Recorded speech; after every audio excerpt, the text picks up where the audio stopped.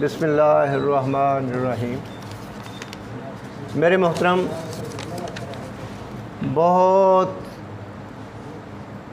मुदल्लल गुफ्तगू की है और साइंसी रूह से प्रोफेसर साहब ने बहुत कुछ कहा है, तो मैं तो कम इल्म आदमी हूँ, वहाँ तक नहीं जा सकता। बहरहाल थोड़ी बहुत आपने उस्ताद ने अभी मेरे थपकी दे दी है, तो कुछ ना कुछ तो करूँगा ही। क्यों सर? असल में ये जो फैटी लीवर है, आखिर में हम रिज़ल्ट पे पहुँचे ना, तो यही नज़र आता है कि ये तस्कीन जिगर का मामला है,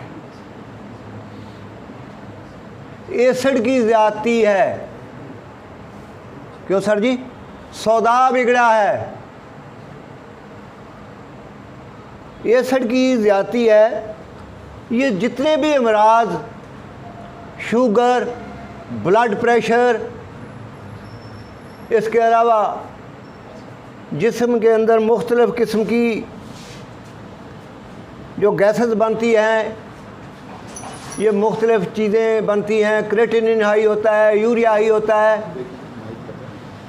जब जिगर काम नहीं करता तो उसके मतलब आजकल इतना हो रहा है। एक तो मेडिकल इफ़ेक्ट है, जैसे उन्होंने बताया, पहले भी हो चुका है। दूसरी बात है कि हमारा लाइफ स्टाइल बदल गया है। मैं आज फिर वही बात करता हूँ कि बिल्ली क्यों बीमार नहीं होती? इसलिए बीमार नहीं होती कि जो उसका बाप दादा खाता था आज भी वही खाती है। हम इसलिए बीमार आते हैं कि जो हमारा बाप दादा खाता था हम वो नहीं खाते हैं, हमने उस रवश को छोड़ दिया है। तो भाई यहाँ पे मैं दो बातें करूँगा, क्योंकि सिरोसिस तक तो प्रोफेसर साहब ने पहुँचा दिया। अभी मैं चलता हूँ, जब जिगर का कैंसर हो जाता है तो क्या होता है। पहले हमारे साहब थे, उन्होंने कहा मकार हिस्सा, आप जिसको कनकेव कह लें, अंग्रेज़ी में या साइंस की ज़बान में उसे कनकेव कहते हैं। महदब हिस्सा जिसको कन्वेक्स कहते हैं। इन दोनों पर कैंसर के असरात जब होते हैं, फैटी लीवर से ही यहाँ तक पहुँचता है, मराहल दर मराहल। तो वहाँ पे क्या होता है? जब जिस्म के अंदर जिस तहरीक के साथ उज़लाती लगा हुआ है, चाहे वो गुदी उज़लाती है, चाहे उज़लाती गुदी है, चाहे उज़लाती असाबी है, गैस पैदा होगी, खमीर बनेगा मैदे के अंदर।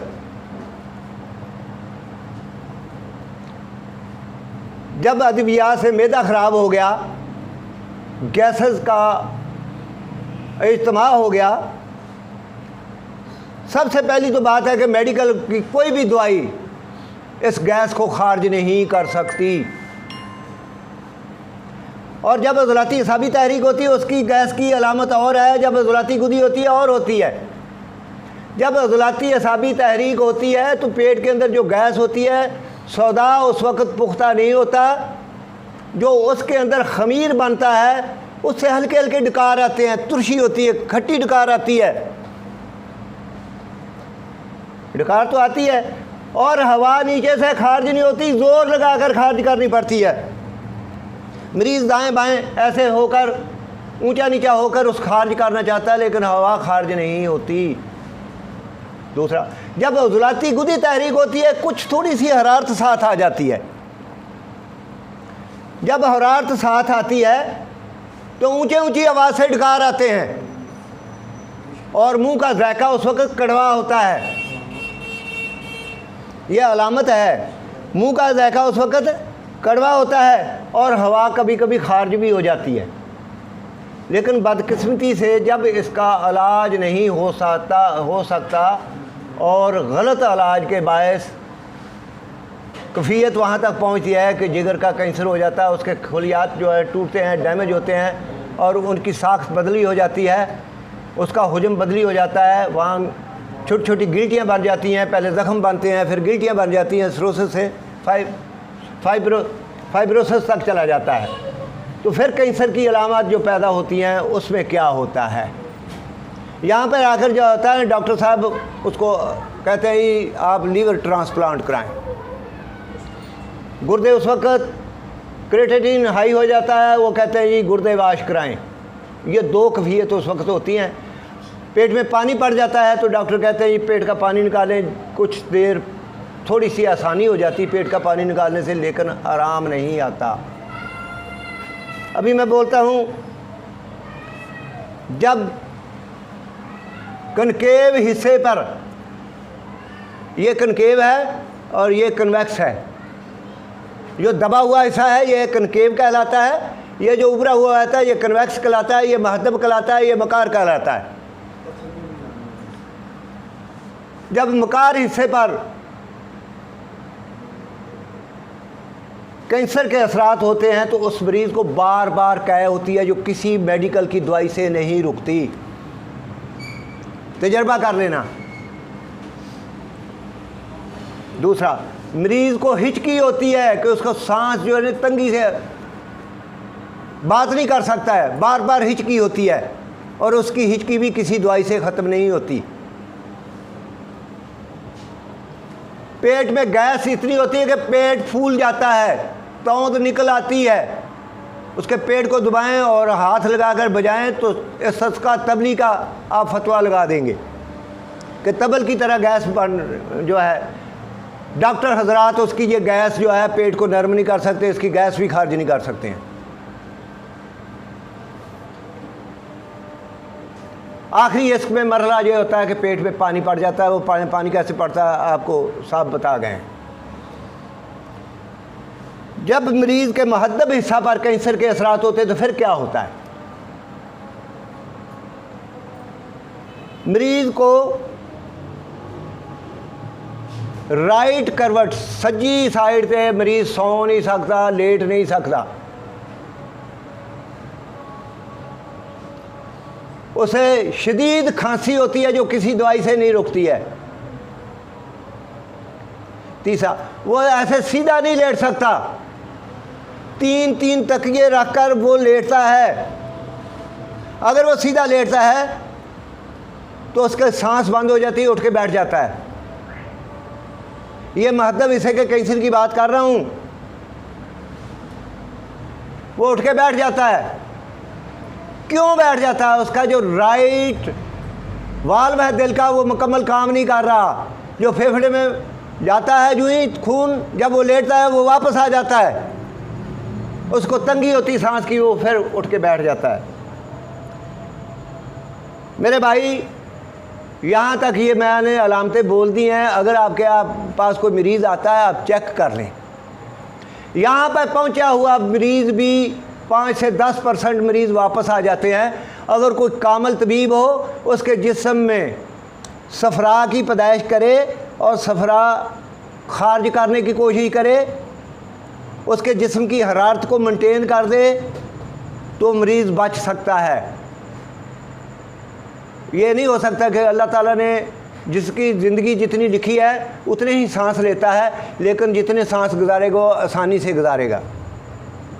तो यहाँ पर मैं अपने भाइयों के लिए एक थोड़ी सी बात करता हूँ कि करना क्या है।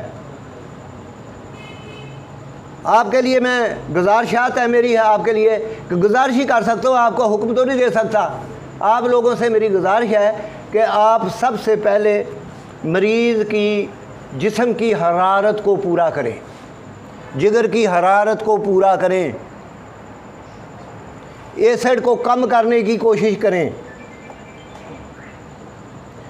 उसके जिस्म की गैस को खारिज करें ताकि उसको सांस आसानी से आए। ये फर्स्ट एड है, इलाज नहीं बात कर रहा, फर्स्ट एड है। तीसरा, उसके दिल की कैफियत को भी याद रखें और उसके बदन की कैफियत भी देखें।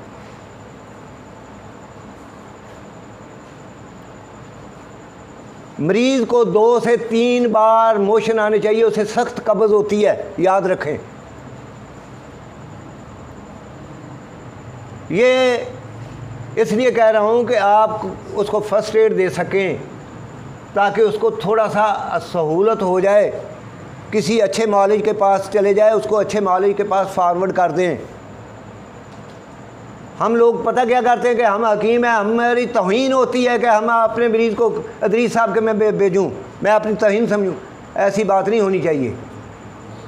किसी से मशवरा कर लो। दीवारों के भी कान होते हैं, दीवारों से मशवरा कर लो। उनके अगर कान होते हैं तो दिमाग भी होगा। हरारत के लिए सादा सा नुस्खा है, तरियाक मैदा अमा। तरियाक मैदा व अमा नुस्खा क्या है? पुदीना है, अजवाइन देसी है और गंधक आंवला सहारा है हरारत के लिए। जब आप ये देंगे तो मरीज़ के जिस्म की हरारत तकरीबन पूरी हो जाएगी। और साथ इसको आप 4 नंबर महर्रक दे सकते हैं, शदीद महर्रक दे सकते हैं। गैस के खराज के लिए दुआए सब्ज़ दें, मकदार भी ज़्यादा दें, वक्फे वक्फे से दें। कावा आप बनाएं, अजवाइन देसी, पुदीना, तेज़पात और सना मक्की, और उसके अंदर शहद डालें और घी डालें देसी गाय का। इंशाअल्लाह अल्लाह के फजल से गैस खारिज हो जाएगी और उसका पेट नरम हो जाएगा। कै और हिचकी के लिए राई, अजवाइन, तेज़पात जो पहले बोला है वही कावा दें। साथ तहरीक नंबर 5 और तहरीक नंबर 1 की अद्वियात दें। 6 और 1 की दुआ दें। अल्लाह ताला उस पर आसानियाँ करेगा। मेरे मोहतरम बुज़ुर्गों के सामने मैं बोल तो नहीं सकता था, लेकिन उन्होंने थपकी लगा दी, इसलिए थोड़ा सा बोला हूँ। तो आज के लिए इतने काफ़ी है। मेरी तरफ से खुदा हाफ़िज़।